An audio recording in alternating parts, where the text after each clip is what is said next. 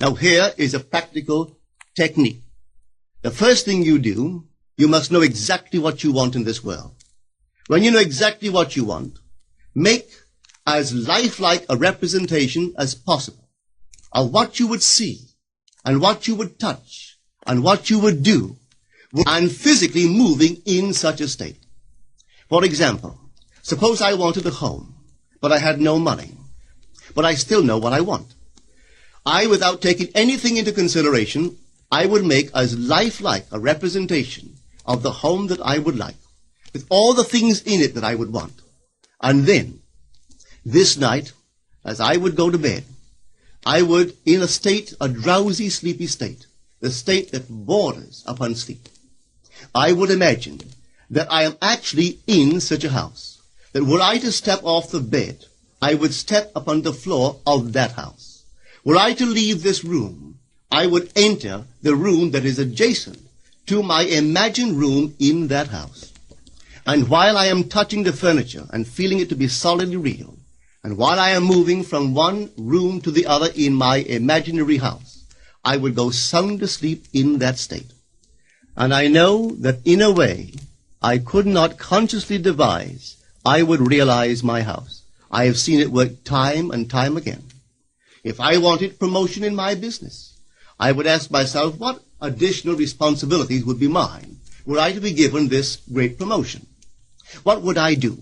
What would I say? What would I see? How would I act? And then in my imagination, I would begin to see and touch and do and act as I would outwardly see and touch and act were I in that position. If I now desired the mate of my life, were I now in search of some wonderful girl or some wonderful man, what would I actually find myself doing that would imply that I have found my state? For instance, suppose now I was a lady. One thing I would definitely do, I would wear a wedding ring. I would take my imaginary hands, and I would feel the ring that I would imagine to be there. And I would keep on feeling it until it seemed to me to be solidly real. I would give it all the sensory vividness I am capable of giving anything. And while I am feeling my imaginary ring, which implies I am married, I would sleep. This story is told us in the Song of Songs, or the Song of Solomon. It is said, "At night on my bed, I sought him whom my soul loveth. I found him whom my soul loveth, and I would not let him go, until I brought him into my mother's house, right into the chamber of her that conceived me." If I would take that beautiful poem and put it into modern English, into practical language, it would be this. While sitting in my chair, I would feel myself right into the situation of my fulfilled desire. And having felt myself into that state, I would not let it go. I would keep that mood alive, and in that mood, I would sleep. That is, taking it right into my mother's chamber, into the chamber of her that conceived me. You know, people are totally unaware of this fantastic power of the imagination. But when man begins to discover this power within him, he never plays the part that he formerly played. He doesn't turn back and become just the reflective life. From here on in, he is the affecter of life. The secret of it is to center your imagination in the feeling of the wish fulfilled and remain therein. For in our capacity to live in the feeling of the wish fulfilled lies our capacity to live the more abundant life. Most of us are afraid to imagine ourselves as important and noble individuals, secure in our contribution to the world, just because at the very moment that we start our assumption, reason and our senses deny the truth of our assumption. We seem to be in the grip of an unconscious urge, which makes us cling desperately to the world of familiar things and resist all that threatens to tear us away from our familiar and seemingly safe moorings. But I appeal to you to try it. If you try it, you will discover this great wisdom of the ancients, for they told it to us in their own strange, wonderful, symbolical form. But unfortunately, you and I misinterpreted their stories and took it for history when they intended it as instruction to simply achieve our every objective. You see, imagination puts us inwardly in touch with a world of states. These states are existent. They are present now. But they are mere possibilities while we think of them. But they become overpoweringly real when we think from them and dwell in them. You know, there's a wide difference between thinking of what you want in this world and thinking from what you want. Let me tell you, when I first heard of the strange and wonderful power of the imagination, it was in 1933 in New York City. An old friend of mine taught it to me. He turned to the 14th of John, and this is what he read. In my Father's house are many mansions. If it were not so, I would have told you. I go to prepare a place for you. And if I go and prepare a place for you, I will come again and receive you unto myself, that where I am, there ye may be also. He explained to me that this central character of the Gospels was human imagination. That mansion was not a place in some heavenly house, but simply my desire. If I would make a living representation of the state desired, and then enter that state and abide in that state, I would realize it.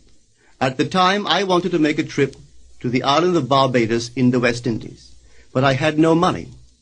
He explained to me that if I would that night, as I slept in New York City, assume that I was sleeping in my earthly father's house in Barbados, and go sound asleep in that state, that I would realize my trip.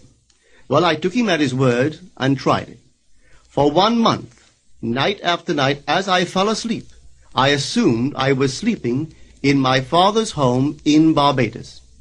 At the end of my month, an invitation from my family came, inviting me to spend the winter in Barbados. I sailed for Barbados the early part of December of that year. From then on, I knew I had found this Savior in myself. The old man told me that it would never fail.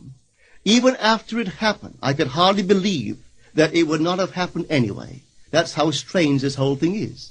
On reflection, it happens so naturally. You begin to feel or to tell yourself, well, it would have happened anyway. And you quickly recover from this wonderful experience of yours. It never failed me if I would give the mood, the imagined mood, sensory vividness.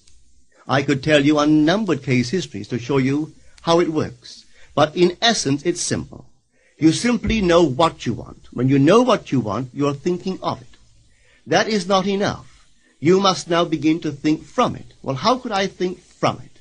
I am sitting here, and I desire to be elsewhere. How could I, while sitting here physically, put myself in imagination at a point in space removed from this room and make that real to me? Quite easily.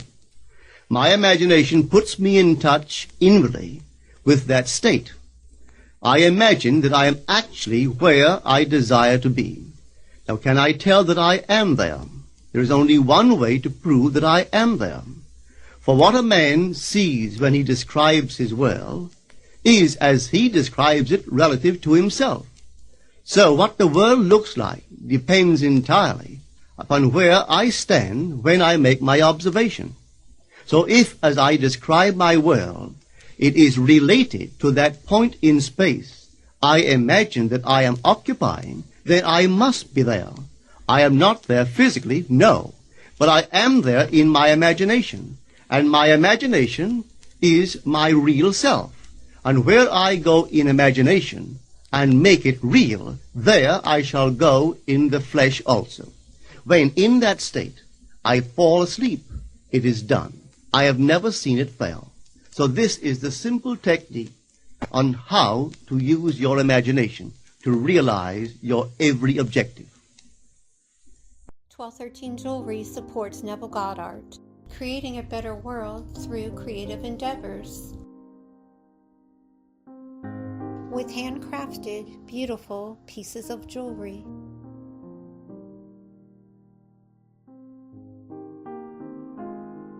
made from the highest quality materials, gorgeous stones, with 5-star ratings online and from museums.